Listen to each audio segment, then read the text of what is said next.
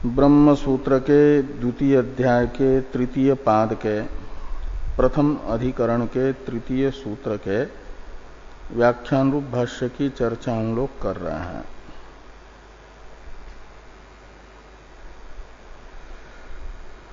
गौण्य संभवात इस सूत्र से ये बताया जा रहा है कि पूर्व पक्षी के द्वारा तस्माद्वा ये तस्मादात्मनः आकाश संभूत यह तैत्रीय श्रुति वाक्य आत्मा की गौणी उत्पत्ति बता रहा है, क्या आकाश की गौणी उत्पत्ति बता रहा है, मुख्य उत्पत्ति नहीं। क्यों इस वाक्य से आत्मा से आकाश की गौणी उत्पत्ति ही मानी जा, मुख्य उत्पत्ति ही क्यों न मानी जा? इस प्रकार के प्रश्न का उत्तर देते हुए पूर्व पक्षी ने असंभवात ये हेतु बताया, यानी आकाश की मुख्य उत्पत्ति संभव नहीं है,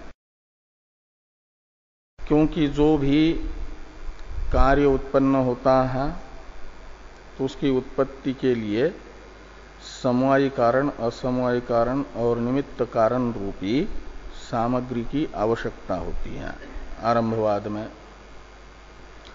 और ये जो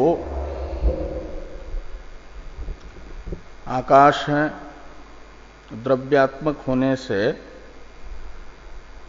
द्रव्य का समवायी कारण तो हुआ करता है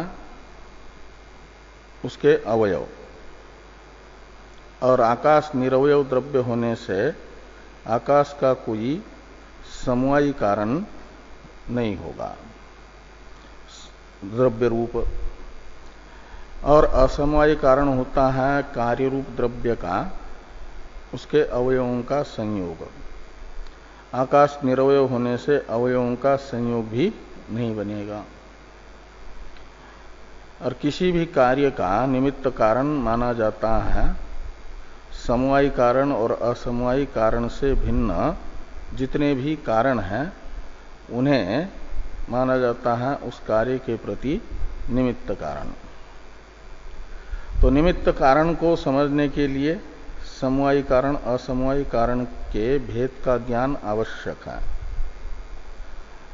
और किसी भी भेद का ज्ञान तभी होता है जब उस भेद के प्रतियोगी को जानते हैं। भेद ज्ञाने प्रतियोगी ज्ञानम कारणम, ऐसा नियम है वैशेषिकों का। उसी वस्तु के भेद का ज्ञान किसी को हो सकता है जिस भेद के प्रतियोगी का यानी वस्तु का ज्ञान है। तो भेद का प्रतियोगी समवायी कारण असमवायी कारण, यहां पर निमित्त कारण तो उनसे भिन्न है ना, और समवायी कारण असमवायी कारण है ही नहीं, तो उनका ज्ञान भी नहीं हो पाएगा। तो समवायी कारण असमवायी कारण के ज्ञान पूर्वक भेद का ज्ञान भी नहीं हो पाएगा, इसलिए निमित्त कारण भी संभव नहीं हो पाएगा। तो सामग्री का अभाव है। जैसे आत्मा की उत्पादक सामग्री का अभाव होने से आत्मा अनुत्पन्न है, उत्पन्न नहीं होती, ऐसे ही आकाश की भी उत्पत्ति की सामग्री का अभाव होने से आकाश अनुत्पन्न है। और भी ये बताया जा रहा है एक तर्क। एक तो ये तर्क हुआ, तर्क यानी अनुमान, आकाश की अनुत्पत्ति बताने वाला सामग्री शून्यत्व लिंगक अनुमान। दूसरा एक अनुमान बताया जा रहा है उत्पत्ति मतांच तेज प्रभृति नाम इत्यादि से, कि जो उत्पन्न होने वाले तेजादि कार्य हैं उनमें देखा जाता है उनकी उत्पत्ति से पहले और उत्पत्ति के अनंतर कुछ विशेषता होती है उनके कार्य में। तेजादि के उत्पत्ति से पहले तेजादि का प्रकाशादि कार्य का अभाव है, नहीं हो पाता। और जब तेजादि का उत्पादन हो जाता है, उत्पत्ति हो जाती है, तो उसके बाद प्रकाशादि कार्य संपन्न हो जाता है। ये जो विशेष देखा जा रहा है उत्पत्ति से पहले उत्पत्ति के बाद, ऐसा आकाश के उत्पत्ति से पहले और आकाश के उत्पत्ति के बाद कोई विशेष दिखने को नहीं मिलता। इसलिए भी आकाश को अनुत्पन्न माना जाए, आकाश का कोई कार्य न होने से। टीका में टीकाकार ने कहा था कि आकाश का कार्य क्या मानेंगे, मूर्त द्रव्याश्रयत्व ही आकाश का कार्य मानना पड़ेगा। और ये मूर्त द्रव्याश्रयत्व तो प्रलय काल में भी आकाश में रहता है। प्रलय का मूर्त द्रव्य है 5, पृथ्वी आदि 4 और मन। तो परमाणु रूप पृथ्वी आदि उस समय भी है और मन भी है प्रलय काल में नित्य होने से, और इनका आश्रयभूत आकाश उस समय रहेगा ही। तो मूर्त द्रव्याश्रयत्व ये प्रलय में भी है, यानी उत्पत्ति से पहले भी है, और इस समय भी पृथ्वी आदि मूर्त द्रव्य का आश्रयत्व है। तो उत्पत्ति से पहले उत्पत्ति के बाद में कोई अंतर तो नहीं पड़ा। जैसे प्रकाश आदि यानी चाक्षुष अनुभवादि प्रलय काल में नहीं है और इस समय है स्थिति काल में, ऐसा मूर्त द्रव्याश्रयत्व तो प्रलय काल में न हो और स्थिति काल में हो, ये बात नहीं है। इसलिए आकाश को तेजादि के तरह उत्पत्तिमान नहीं माना जा सकता। ये यहां पर कहा कि उत्पत्ति मतांच तेज प्रभृतिनाम पूर्वोत्तर कालयोर विशेषः संभाव्यते प्रागुत्पत्ते प्रकाशादि कार्यम न बभूव पश्चाच्च भवति इति आकाशस्य पुनर्न पूर्वोत्तर कालयोर विशेष संभावितुम शक्यते। इसलिए टीका में कहा गया था कि मूर्त द्रव्याश्रयत्वम ही आकाशस्य कार्यम तच्च प्रलयपि अस्ति परमाणुआश्रयत्वात्। टीका में अतो न प्राग अभाव इत्यर्थ। इसलिए आकाश का प्राग अभाव नहीं होगा, और जिसका प्राग अभाव नहीं होता उसकी उत्पत्ति भी नहीं हो सकती। प्राग अभाव शून्यत्व ये हेतु हैं अनुत्पत्ति में। आकाशो नोत्पद्यते प्राग भाव शून्यत्वात् आत्मवत्, एक अनुमान हो जाएगा। पहला वाला दूसरा अनुमान था, आकाश नोत्पद्यते, प्रतिज्ञा तो एक ही रहेगी, हेतु बदल जाएगा। क्यों? तो पहले था कि सामग्री शून्यत्वात्, अभी है प्राग अभाव शून्यत्वात्। सामग्री शून्यत्वात् का अर्थ था हेतुत्रय शून्यत्वात्, और यहां पर हेतुत्रय में से जो हेतु विशेष हैं निमित्त कारण, और निमित्त कारण भी अनेक है, उनमें से जो एक साधारण निमित्त कारण विशेष है प्राग अभाव रूप, उसका अभाव होने से भी आकाश उत्पन्न नहीं होगा, यह बात बताई गई। अब ये जो है हेतु प्राग अभाव शून्यत्व रूप हेतु, इसका स्पष्टीकरण किम ही इत्यादि से किया जा रहा है। किम ही इत्यादि भाष्य वाक्य की अवतरण टीका है कि प्राग अभावा सत्वम स्फुटयति किम ही इति। प्राग अभावा सत्वम का मतलब प्राग अभाव का अभाव, प्राग अभाव शून्यत्व रूप जो हेतु है उसको स्फुटयति यानी स्पष्टयति, स्पष्टेति का कर्ता होगा भगवान भाष्यकार भगवान प्राग अभावा सत्व को स्पष्ट करते हैं, यानी हेतु का स्पष्टीकरण करते हैं। किम ही प्राग उत्पत्ते अनवकाशम असुशिरम अच्छिद्रम बभुव इति शक्यते अध्यवसातुम। किम शब्द आक्षेप अर्थ में है। तो उत्पत्ते है प्राक अनवकाशम बभुव इति शक्यते अध्यवसातुम किम, ऐसा अन्वय करिए। जगत की उत्पत्ति से पहले यानी प्रलय काल में अनवकाशम बभुव, ऐसा निश्चय क्या किया जा सकता है। तो ये किम शब्द आक्षेप अर्थ में होने से, हिंदी में जो क्या आक्षेप अर्थ में होने से उसका उत्तर होगा नहीं। अनवकाशम का अर्थ होगा आकाश रहितम, अवकाशी तो आकाश है। ऐसे असुशिरम प्राग उत्पत्ते असुशिरम बभुव इति शक्यते अध्यवसातुम किम, और अच्छिद्रम प्राग उत्पत्ते अच्छिद्रम बभुव इति शक्यते अध्यवसातुम किम, ये तीन निकलेंगे।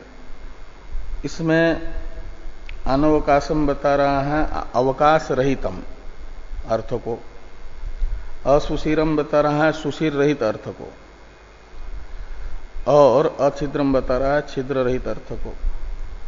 तो इसका अर्थ है कि अ का तो अर्थ ही कि है अभाव राहित्य, अवकाश सुशिर और अछिद्र, छिद्र अछिद्र में छिद्र, ये पर्याय यदि होंगे तो पुनरुक्ति हो जाएगी।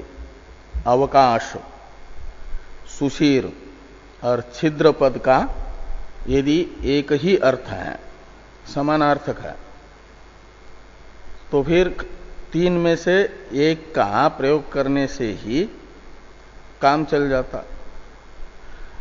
जैसे पानी का अभाव दिखाना हो तो अनुदकम स्थानम कहो, किसी स्थान में पानी का अभाव बताना है तो, या अजलम स्थानम कहो।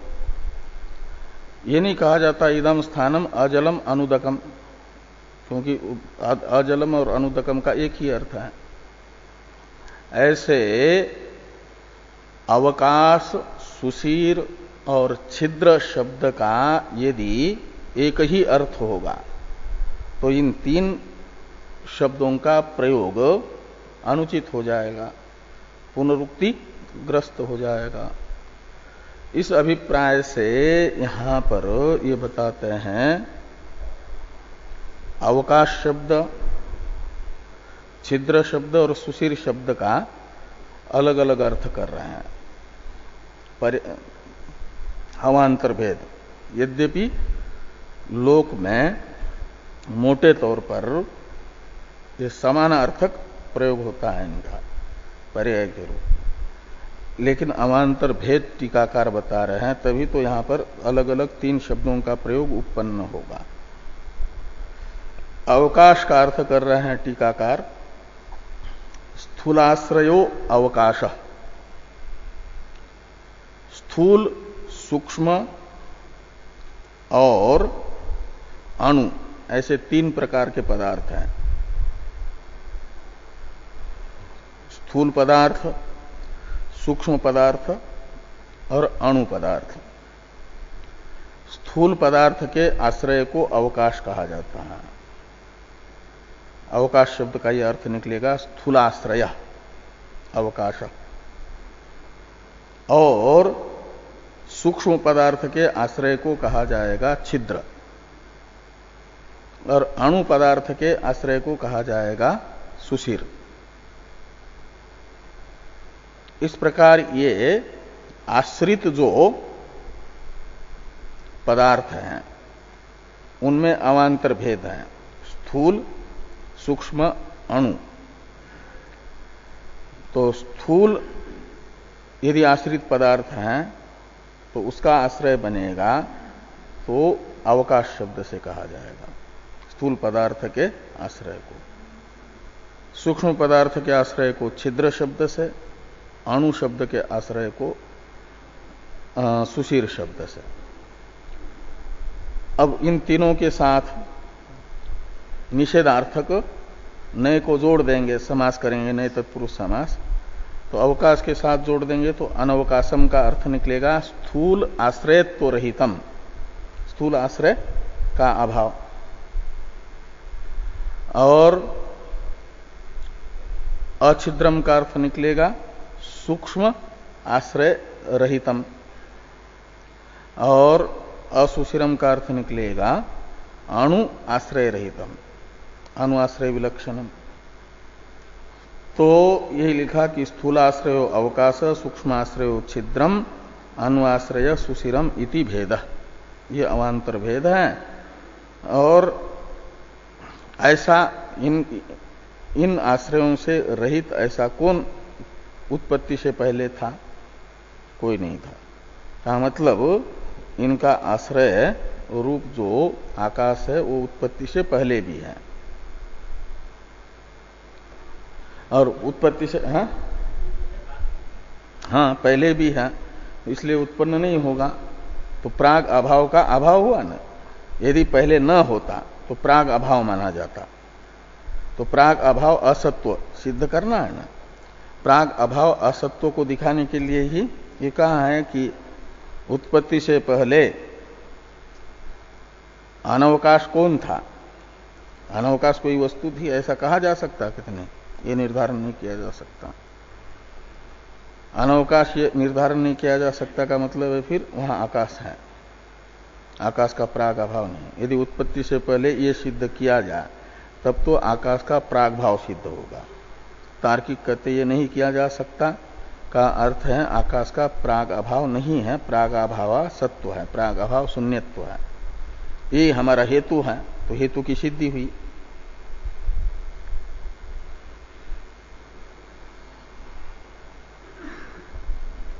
अब पृथ्व्यादि वैधर्म्याच्च इत्यादि जो भाष्य वाक्य आ रहा है मूल में, इससे एक तीसरा अनुमान बताया जा रहा है। आकाश की अनुत्पत्ति को बताने के लिए दो अनुमान तो बताए, तीसरा तर्क है ये। पृथ्व्यादि इत्यादि की अवतरण टीका है, इसको देखिए। किंच आत्मवद आकाशो न जायते विभुत्वात् अस्पर्श द्रव्यत्वाच्च इत्याह पृथ्व्यादीति। ये तीसरा अनुमान है कि आकाशो न जायते, ये प्रतिज्ञा है। और हेतु दो बताए हैं, विभुत्वात् और अस्पर्श द्रव्यत्वाच्च। और दृष्टांत है आत्मवत। यत्र यत्र विभुत्वम तत्र तत्र अजत्वम। अजत्व साध्य है, न जायते का अर्थ है अजत्व। तो आकाश अज है, यानी उत्पत्ति रहित है, जन्म रहित है। क्यों? विभु होने से। जैसे आत्मा, यत्र यत्र विभुत्वम तत्र तत्र अजत्वम यथा आत्मा। सिद्धांती आत्मा को विभु मानते हैं। हाँ, सर्वमूर्त द्रव्य संयोगित्व विभुत्व उनके यहां है, विभु की व्याख्या। तो आत्मा विभु होने से जैसे अज है, ऐसे आकाश भी आत्मा के तरह विभु होने से अज रहेगा। ये विभुत्व हेतु से अजत्व सिद्ध होगा। और अस्पर्श द्रव्यत्व, अस्पर्श कहते हैं स्पर्श रहित को। स्पर्श रहित जो द्रव्य है, हाँ, स्पर्श रहता है चार द्रव्य में, पृथ्वी, जल, तेज, वायु। ये 9 द्रव्यों में से 4 द्रव्य हैं स्पर्शवान। स्पर्श नाम का एक गुण है, 5 द्रव्य, ये जो 4 द्रव्य हैं स्पर्शवान है, और बाकी द्रव्य में 5 द्रव्य में स्पर्श नहीं रहता। आकाश, काल, दिशा, आत्मा और मन ये स्पर्श रहित है। और इन 5 को वे लोग अज मानते हैं, नित्य मानते हैं। जो स्पर्शवान द्रव्य है वो उत्पन्न होता है। तो अस्पर्श द्रव्य है जैसे आत्मा, तो उसमें एक धर्म रहता है अस्पर्श द्रव्यत्व, और अजत्व भी रहता है। तो एक व्याप्ति बनेगी, यत्र यत्र अस्पर्श द्रव्यत्वम तत्र तत्र अजत्वम। उदाहरण हो जाएगा जिसमें सिद्धांति भी, जो पूर्व पक्षी के वैशेषिकों के एक प्रकार से विरोधी है ना, उनकी भी सम्मति जिसमें हो, जिसको वे अस्पर्श द्रव्य भी मानते हो और अज भी मानते हो, ऐसा उदाहरण बताना पड़ेगा ना। तो वेदांत में तो ऐसा एक ही है, आत्मा स्पर्श रहित है और अज भी है। तो आत्मा जैसे स्पर्श रहित है और अज है, ऐसे आकाश भी स्पर्श रहित द्रव्य होने से अज होगा। इस अभिप्राय से यहां पर ये विभुत्व लिंगक और अस्पर्श द्रव्यत्व लिंगक अनुमान भी आकाश के अनुत्पत्ति का साधक बताया जा रहा है। भाष्य में है पृथ्व्यादि वैधर्म्याच्च विभुत्वादि लक्षणात् आकाशस्य अजत्व सिद्धि। तो पृथ्व्यादि वैधर्म्याच्च, ये जो पृथ्व्यादि उत्पन्न होने वाले पदार्थ हैं, द्रव्य हैं, पृथ्वी और आदि शब्द से बाकी 3 को लीजिए, जल, तेज, वायु, इनसे वैलक्षण्य, वैधर्म्य कहते हैं वैलक्षण्य को। आकाश आदि में है तो आकाश में भी है वैलक्षण्य। वो क्या है? तो पृथ्वी आदि अविभू है, विभू नहीं है, और आकाश विभू है, आत्मा भी विभू है। तो पृथ्वी आदि 4 द्रव्यों का आकाश में वैलक्षण्य रहा, एक विभुत्व, और दूसरा पृथ्वी आदि 4 द्रव्यों का आकाश में वैलक्षण्य रहता है अस्पर्श द्रव्यत्व भी। तो विभुत्व, अस्पर्श द्रव्यत्व, ये जो वैलक्षण्य है उत्पन्न होने वाले पृथ्वी आदि द्रव्यों का आकाश में, ये वैलक्षण्य बताता है कि उत्पन्न होने वाले पृथ्वी आदि से विभुत्वादि विलक्षण धर्म वाला आकाश होने से आकाश अनुत्पन्न है, उत्पन्न नहीं होगा।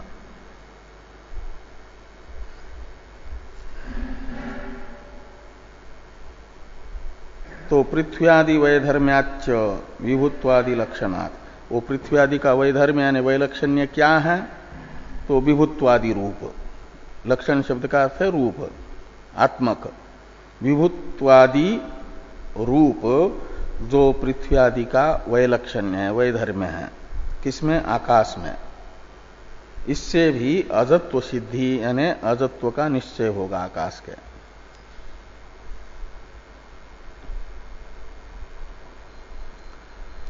इस प्रकार ये 3 अनुमान हुए। इन 3 तर्कों से आकाश में अजत्व सिद्ध हो रहा है। इसलिए क्या होगा कि कहते तस्मात् यथा लोके आकाशम कुरु आकाशो जात इत्येवं जातीय को गौण प्रयोगो भवति, यथा च घटाकाश करकाकाशो गृहाकाश इति एकस्यापि आकाशस्य एवं जातीय को भेद व्यपदेशो गौणो भवति। तो ये कहते हैं तस्मात्। तस्मात् का अर्थ है इन्हीं तर्कों के आधार पर। टीकाकार तस्मात् का अर्थ करते हैं कि तस्मात् यानी उक्त तर्क बलात्, ये जो तर्क बताए हैं कई एक, आकाशो नोत्पद्यते सामग्री शून्यत्वात्, यहां से लेकर के आकाश न जायते विभुत्वात् अस्पर्श द्रव्यत्वाच्च आत्मवत्, यहां तक के ग्रंथ से भाष्यकार भगवान ने कई एक पूर्व पक्षी के मुख से कई एक तर्क बताए वैशेषिकों के द्वारा बताए गए आकाश के अजत्व को बताने के लिए, आकाश की अनुत्पत्ति को बताने के लिए। उन तर्कों को यहां पर तस्मात् शब्द से लेना।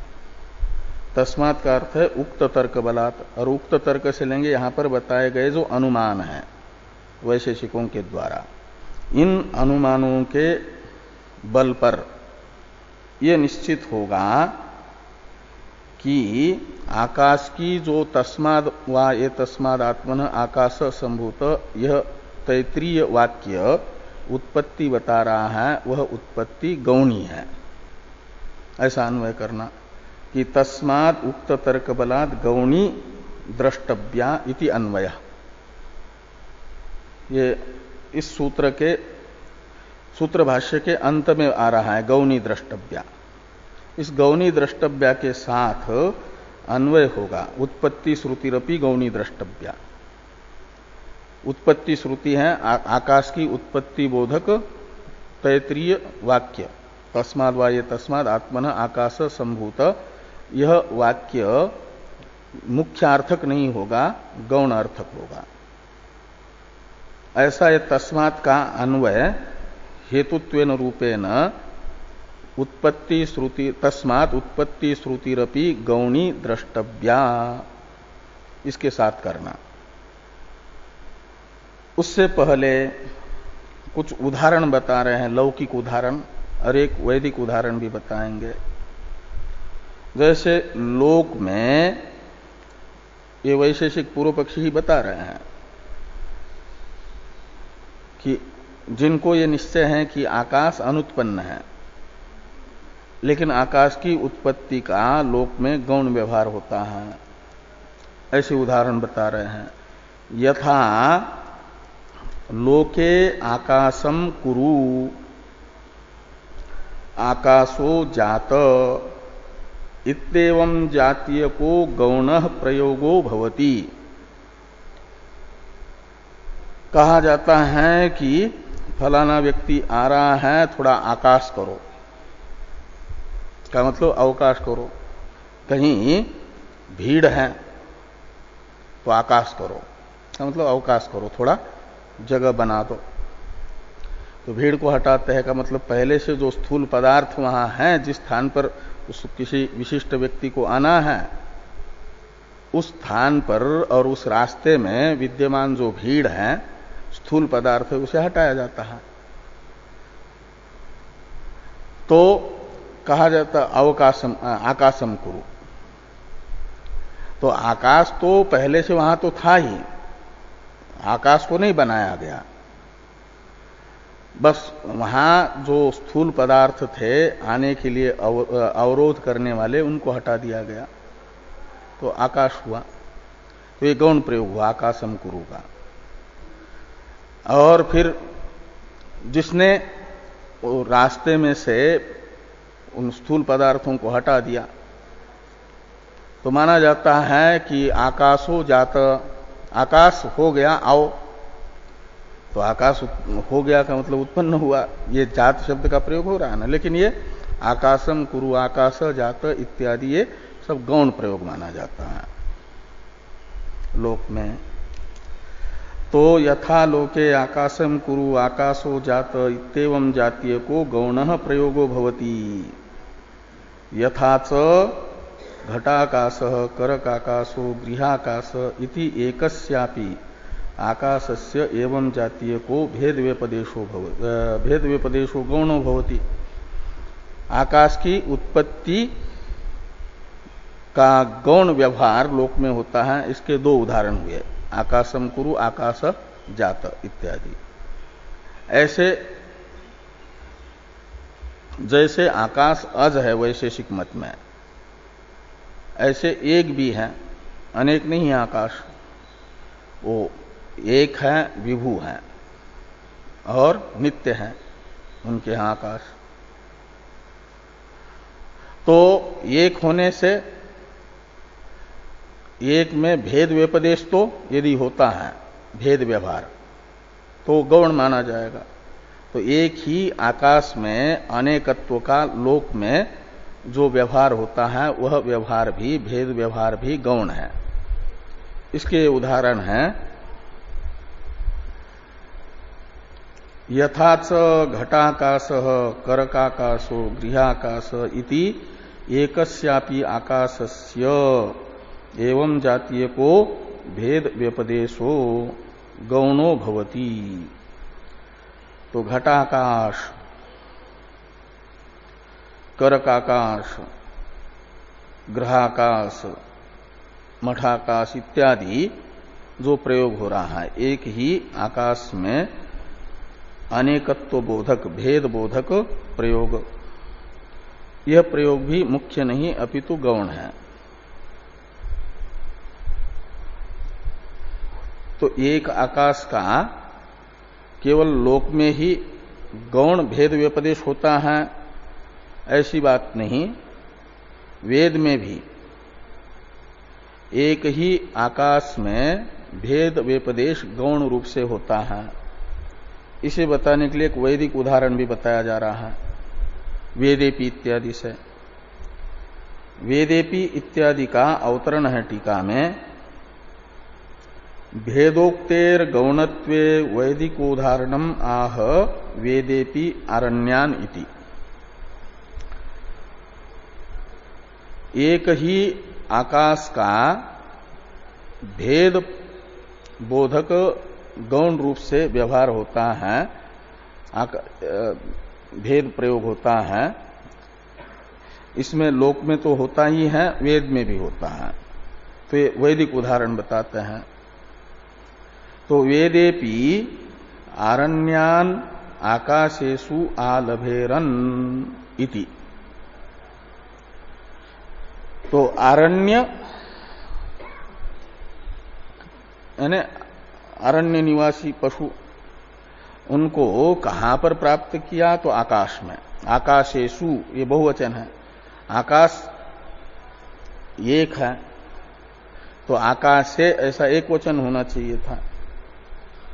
तीन या तीन से अधिक हो तब संस्कृत में बहुवचन शब्द प्रयोग होता है, और यहां पर आकाशेषु ऐसा जो बहुवचन प्रयोग हुआ वो हुआ एक ही आकाश में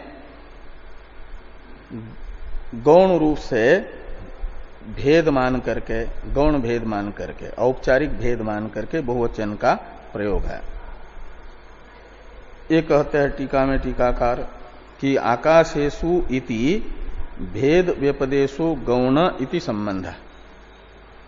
वेद में एक ही आकाश के लिए आकाशेषु ऐसा जो बहुवचन शब्द प्रयोग हुआ ये गौण भेद व्यपदेश है, गौण शब्द प्रयोग है। यहां तक तो ये दृष्टांत हुए। आज आकाश की गौण ही उत्पत्ति, जन्म, व्यवहार ये लोक में हुआ, इसके भी दो उदाहरण, और लौकिक दो तीन उदाहरण। एक आकाश में भेद, गौण रूप से भेद के हुए, और वैदिक एक उदाहरण हुआ एक ही आकाश के गौणत्व के लिए, भेद के गौणत्व के लिए। ये तो दृष्टांत है। अब दार्ष्टान्तिक बताया जा रहा है। तो जैसे लोक में आकाश की उत्पत्ति न होने पर भी उत्पत्ति बोधक गौण शब्द प्रयोग होता है, ऐसा वेद में भी तस्माद् वा ये तस्मादात्मन आकाश संभूत, इस श्रुति को गौण अर्थक माना जाए। मुख्यार्थिक न माना जाए, ये दार्ष्टान्तिक है। ये दार्ष्टान्तिक बता करके इस सूत्र की व्याख्या का उपसंहार करते हैं भाष्यकार भगवान। एवं उत्पत्ति श्रुतिरपि गौणी द्रष्टव्या। तो एवं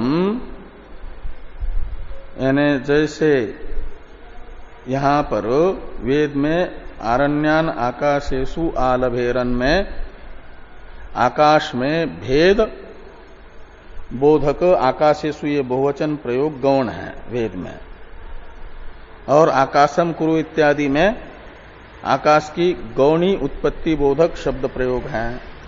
ऐसे वेद में तस्माद् वायु तस्मात् आत्मन आकाश संभूत इस श्रुति को भी गौण अर्थक ही माना जाए। एवं उत्पत्ति श्रुतिरपि गौणी द्रष्टव्या।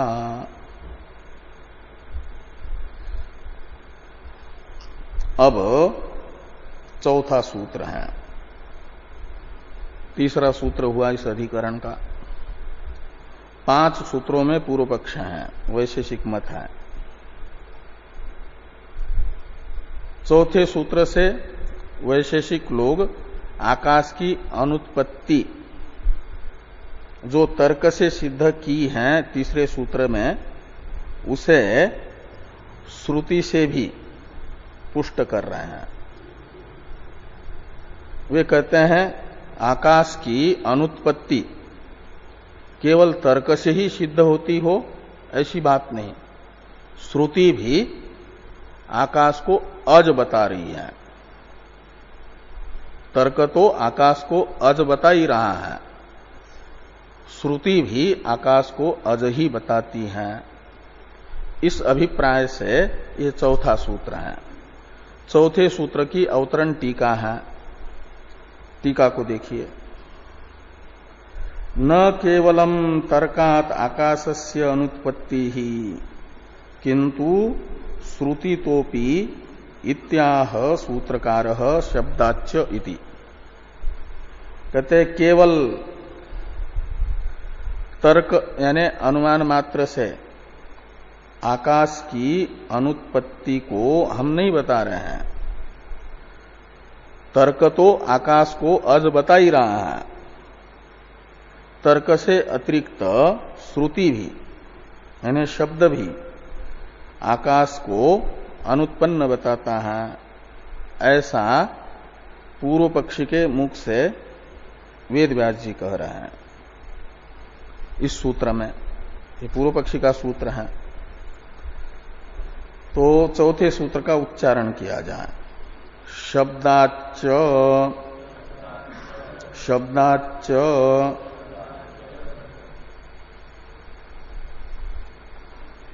प्रथम सूत्र में न और वियत शब्द का प्रयोग है।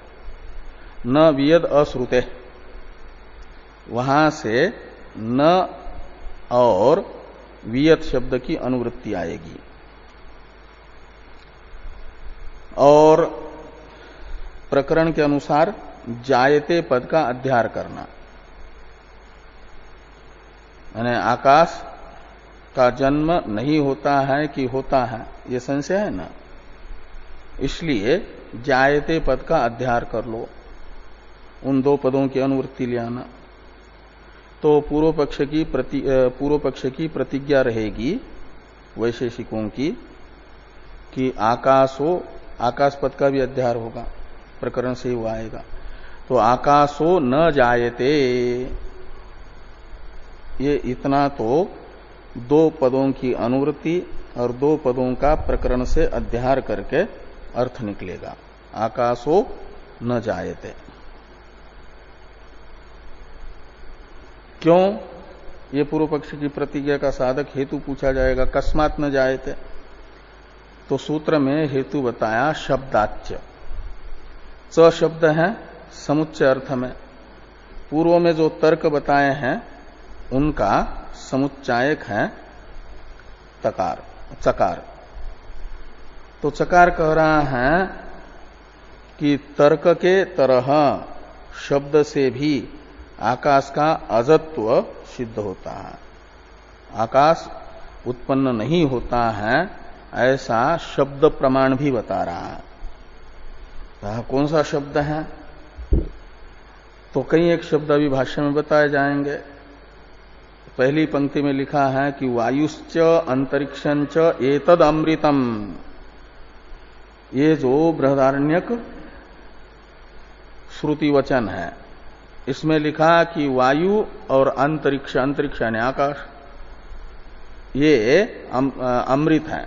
अमृत का अर्थ है अविनाशी है।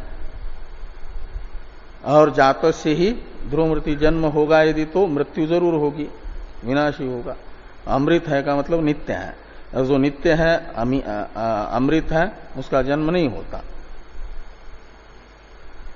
तो वायुश्च अंतरिक्षंच एतद अभयम अमृतम, यह श्रुति आकाश को अज बता रही है, अमृत बता करके। है? तो जन्म होगा तो फिर मृत्यु होगी ना। अमृत कहते हैं जिसकी मृत्यु नहीं होती उसको। अमृत शब्द का अर्थ तो पीने वाला अमृत नहीं, जो समुद्र मंथन से निकला और देवों और असुरों का जिसको पीने के लिए युद्ध हुआ, वह अमृत नहीं। अमृत शब्द का अर्थ है अविनाशी, जिसकी मृत्यु नहीं होती, उसे अमृत कहते हैं। तो जन्म होगा तो मृत्यु जरूर होगी। गीता में क्या लिखा है? जातस्य ही ध्रुव मृत्यु। ध्रुव शब्द का अर्थ है निश्चित। जो जात है यानी जिसका जन्म हुआ है, उसकी मृत्यु अवश्यंभावी है। और आकाश का यदि जन्म होगा तो मृत्यु अवश्यंभावी होगी, तो मृत हो जाएगा, अमृत कहां रहेगा। और वेद क्या बता रहा है? आकाश को अमृत बता रहा है। अमृत का अर्थ है मृत्यु रहित। तो भाष्य को देखिए, शब्द खलु आकाशस्य अजत्वम ख्यापयति। ख्यापयति यानी कथयति। शब्द जो है आकाश के अजत्व को बताता है। शब्द यानी वेद। कहा कौन सा वेद आकाश के अजत्व को बता रहा है? कहते यत आह वायुश्च अंतरिक्षंच एतदमृतम इति, ये शब्द है। ये शब्द आकाश को, अंतरिक्ष शब्दित आकाश को अमृत बता रहा है कि वह अमृत है। तो आकाश में अमृतत्व बता करके एक प्रकार से क्या हो रहा है कि अजत्व का ख्यापन हो रहा है इस वाक्य के द्वारा। अमृतत्व कहने से अजत्व कैसे निकल रहा है, इसी को स्पष्ट करते हुए कह रहे हैं भाष्यकार भगवान कि नहीं अमृतस्य उत्पत्ति ही उपपद्यते। जो अमृत है उसकी उत्पत्ति नहीं हो सकती। अमृतस्य उत्पत्ति न उपपद्यते। जो अमृत है उसकी उत्पत्ति नहीं होती। यदि उत्पन्न होगा तो फिर नष्ट होगा वो। इसलिए अमृत रखना है, मरण रहित रखना है, अविनाशी रखना है, तो फिर अज मान लो उसे। एक तो ये हुआ अमृतत्व बोधक जो श्रुति वचन है आकाश में, वह अजत्व का ख्यापन कर रहा है। और भी नित्यत्व ख्यापक जो आकाश में नित्यत्व बोधक जो श्रुति वचन है, वह भी आकाश के अजत्व को सिद्ध कर रहा है, ये कहते हैं। और आकाश के नित्यत्व को बताने वाला दूसरा वचन बताते हैं वेद का। आकाशवत सर्वगतश्च नित्य। आत्मा को बताया कि आत्मा कैसा है। ये वचन आत्मा को बताने वाला, आत्मा के प्रकरण में है। आत्मा कैसा है तो सर्वगत है और नित्य है। किसके तरह सर्वगत और नित्य है? तो आकाशवत। आकाश के तरह आत्मा सर्वगत है, नित्य है का अर्थ निकला आत्मा में जो सर्वगतता और नित्यता बताई जा रही है वो आकाश के तरह सर्वगतता और नित्यता बताई जा रही का अर्थ है कि श्रुति को ये निश्चित है कि आकाश सर्वगत है, नित्य है। आकाश दृष्टांत से आत्मा में सर्वगतत्व और नित्यत्व बोधक श्रुति ये ख्यापन करती है कि आकाश रूप जो दृष्टांत है उसमें सर्वगतत्व और नित्यत्व है। और नित्यत्व का लक्षण है वैशेषिकों के यहां प्राग अभाव अप्रतियोगी, ध्वंसाभाव अप्रतियोगी वा, जो जिसका प्राग अभाव नहीं होता और जिसका ध्वंसाभाव नहीं होता उसे नित्य कहते हैं। आकाश का यदि जन्म होगा तो प्राग अभाव हो जाएगा, तो फिर वो प्राग अभाव का प्रतियोगी ही होगा, अप्रतियोगी कहां रहेगा। तो प्राग अभाव का जो प्रतियोगी होगा उसे अनित्य कहते हैं और अप्रतियोगी को नित्य कहा जाता है। और जो प्राग अभाव का प्रतियोगी बनेगा वो अनित्य होगा। तो आत्मा की नित्यता के लिए आकाश दृष्टांत बताया है। तो आकाश ये को दृष्टांत बता करके तभी वो ये इसका अर्थ है कि आकाश को दृष्टांत के रूप से रखने वाली श्रुति के बुद्धि में आकाश का सर्वगतत्व और नित्यत्व सुनिश्चित है। इस अभिप्राय से ये वचन यहां पर रखा पूर्व पक्षी ने कि आकाश व सर्वगतस्य नित्य इति च आकाशेन ब्रह्म सर्वगतत्व नित्यत्वाभ्याम धर्माभ्याम उपमी मानः आकाशस्यापि तौ धर्मो सूचयति। सूचयति का करता है वेद, ऐसा समझना, यानी या शब्द आकाशवत् सर्वगतस्य नित्य इति च शब्द ऐसा लगाना, इति च शब्द सूचयति। किम सूचयति? तो आकाशस्यापि तौ धर्मो सूचयति, आकाश में भी उन धर्मों को सूचित कर रहा है यह शब्द। तौ धर्म यानी वे दोनों धर्म, वे दोनों धर्म कौन से? सर्वगतत्व और नित्यत्व।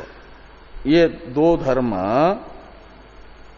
आत्मा में बताने वाला यह वचन आकाश दृष्टांत से आत्मा में इन दोनों धर्मों को बताने वाला यह वचन दृष्टांत रूप आकाश में भी इन दोनों धर्मों को सूचित कर रहा है।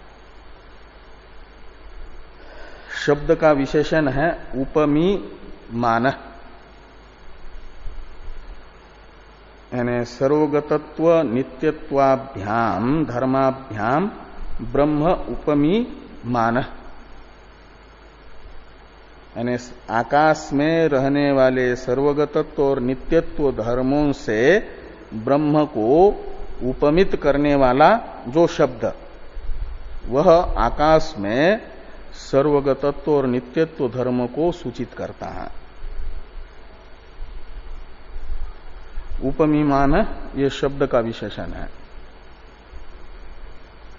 सूचयति के कर्ता का। न च तादृशस्य उत्पत्ति उपपद्यते। तादृशस्य का मतलब सर्वगतस्य नित्यस्य च आकाशस्य। तादृश शब्द से लेना सर्वगत और नित्य।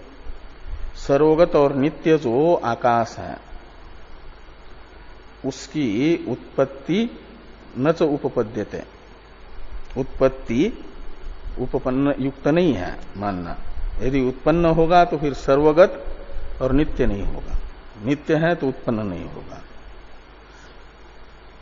और श्रुति ने आकाश को सर्वगत और नित्य सूचित किया है, उसका सर्वगतत्व और नित्यत्व बरकरार रखना है तो अज मानना पड़ेगा। इसलिए इन श्रुतियों का आकाशवत् सर्वगतस्य नित्यम इत्यादि श्रुति को यदि प्रमाण रखना है, इनका बाध नहीं होने देना है, अबाधित रूप से रखना है, तो मानना चाहिए कि इन श्रुतियों से आकाश का अजत्व सिद्ध होता है। ये वैशेषिक कह रहा है।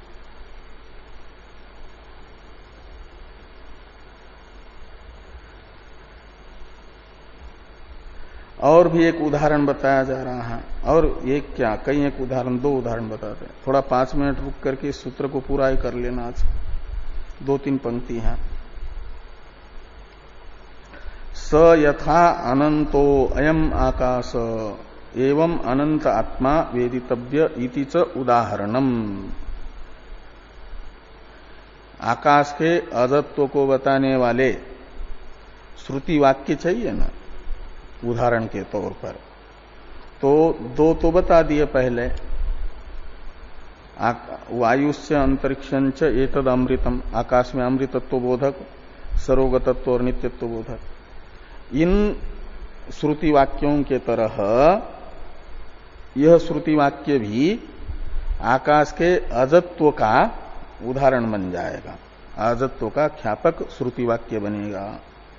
इस अभिप्राय से लिखा कि स यथा अनंतो अयम आकाश, यानी सोयम आकाश यथा अनंत, ऐसे लगाना।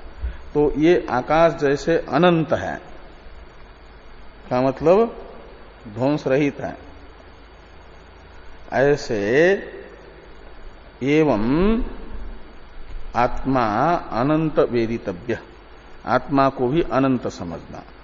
तो आत्मा की अनंतता को सिद्ध करने के लिए श्रुति ने आकाश को अनंत बताया। आकाश की अनंतता के तरह आत्मा अनंत है का अर्थ है आत्मा का नाश नहीं होता, और जन्म होगा तो नाश जरूर होगा।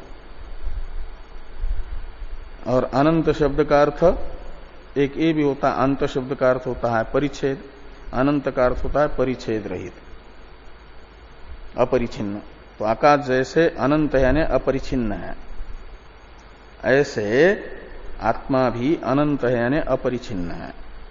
और जो अपरिछिन्न होगा वह श्रुति कहती है अमृत होता है। यद अल्पम तन्मर्त्यम यो वै भूमा तद अमृतम, भूमा का अर्थ है अपरिछिन्न, इसलिए नित्य होगा, अज होगा।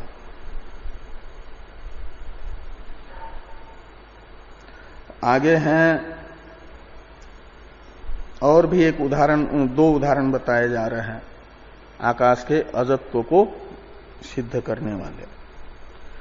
आकाश शरीरम ब्रह्म, आकाश आत्मा इति च, आकाश शरीरम ब्रह्म। अच्छा, इससे पहले जो है शुरू में जो एक वाक्य आया था ना, आकाश व सर्वगतश्च नित्य, इस वाक्य ने आकाश में नित्यत्व और सर्वगतत्व को सूचित किया, ये पहले बताया ना। तो कहते हैं नित्यत्व जो है बिना अनादित्व के नहीं होता, ये टीकाकार अभिप्राय बता रहे, भावार्थ बता रहे कि नित्य भावस्य अनादित्वात् इति भाव।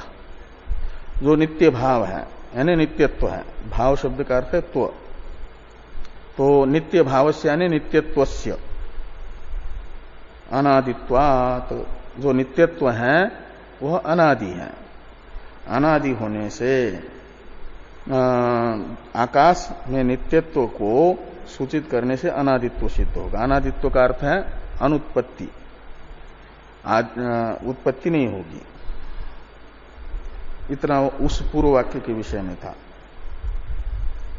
आगे कह रहे हैं कि आकाश शरीरम ब्रह्म, आकाश आत्मा इति च, ये इति च का अन्वय है उदाहरणम इसके साथ, इसलिए टीकाकार अन्वय बताते हैं कि आत्मा इति च शब्द इह उदाहरणम इति अन्वय।